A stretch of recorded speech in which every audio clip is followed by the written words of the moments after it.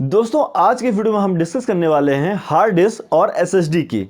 जी हाँ, जिसको एचडीडी बोलते हैं, यानी कि हार्ड डिस्क ये भी एक स्टोरेज डिवाइस है और एसएसडी भी एक स्टोरेज डिवाइस है। अगर आपका कंप्यूटर पुराना है या लैपटॉप पुराना है, या अभी बहुत सारे लोग नया भी परचेस करते हैं लेकिन हार्ड डिस्क वाला लैपटॉप ले लेते हैं सस्ते के चक्कर में, तो अब अगर आप लैपटॉप परचेस कर रहे हैं तो आपको हार्ड डिस्क वाला लैपटॉप नहीं लेना है, ठीक है, आपको एसएसडी के साथ ही लेना है। अब यहाँ पे इस वीडियो में हम डिस्कस करेंगे कि हार्ड डिस्क लैपटॉप, और अगर हार्ड डिस्क थी तो एसएसडी की जरूरत क्यों पड़ी, यानी कि हार्ड डिस्क और एसएसडी में कौन सा ज़्यादा अच्छा होता है स्टोरेज डिवाइस। तो यहाँ पे मैं आपको बताना चाहूँगा कि एसएसडी ज़्यादा फास्ट है, हालांकि थोड़ा सा कॉस्टली पड़ती है, लेकिन अगर आपको परफॉर्मेंस चाहिए तो आपको एसएसडी वाला लैपटॉप ही लेना चाहिए, क्योंकि अभी विंडोज 11 भी आ गया है तो वो भी हैवी सॉफ्टवेयर है, तो आपको एसएसडी वाला ही लेना है।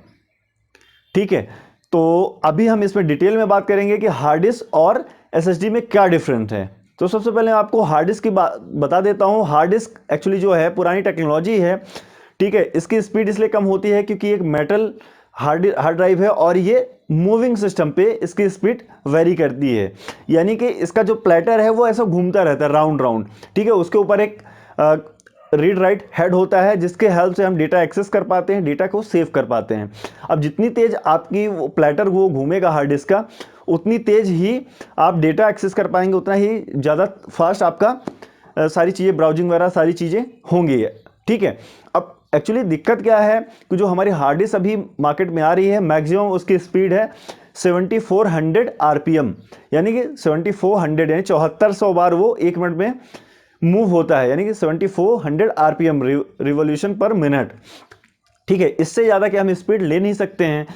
तो अभी मार्केट में जो अवेलेबल है हार्ड डिस्क, उनमें 3200, 5400 और 7200, ठीक है, और 7400 तक अप टू हार्ड डिस्क का जो है आरपीएम है, ठीक है। अब इसके ऊपर की अगर हमें स्पीड चाहिए तो हमको एसएसडी पे मूव होना ही पड़ेगा, और अभी विंडोज 11 है और बहुत सारे लेटेस्ट सॉफ्टवेयर है, और अगर हम मल्टीटास्किंग वगैरह कर रहे हैं तो हार्ड डिस्क वाला अगर लैपटॉप या कंप्यूटर रहेगा वो हैंग करने लगेगा, ठीक है। इसलिए एसएसडी की हमें रिक्वायरमेंट पड़ती है।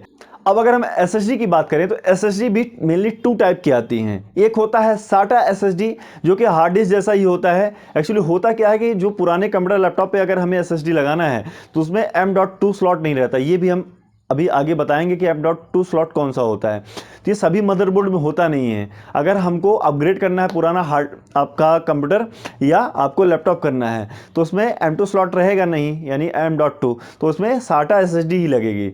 लेकिन साटा एसएसडी की भी स्पीड काफ़ी अच्छी होती है, आपके हार्ड ड्राइव से कई गुना ज़्यादा स्पीड इसमें होती है। और एसएसडी का जो दूसरा टाइप है वो है PCIe NVMe, ठीक है। ये रैम का नाम हो गया और यही लगता है M.2 स्लॉट में। अब सबसे पहले आप यहाँ पे देख लीजिए, स्क्रीन में मैं आपको दिखा दे रहा हूँ, ये होता है M.2 स्लॉट, ठीक है, जिसपे एसएसडी लगती है। और ये है PCIe NVMe रैम, जो कि अभी आप स्क्रीन में देख सकते हैं। तो ये डिफरेंट है, और आई होप आपको हार्ड डिस्क और एसएसडी में अंतर समझ में आ गया होगा। लेकिन फिर भी अगर आपकी कोई क्वेरी है तो आप कमेंट सेक्शन में कमेंट करके जरूर पूछ सकते हैं। तो इस वीडियो में इतना ही।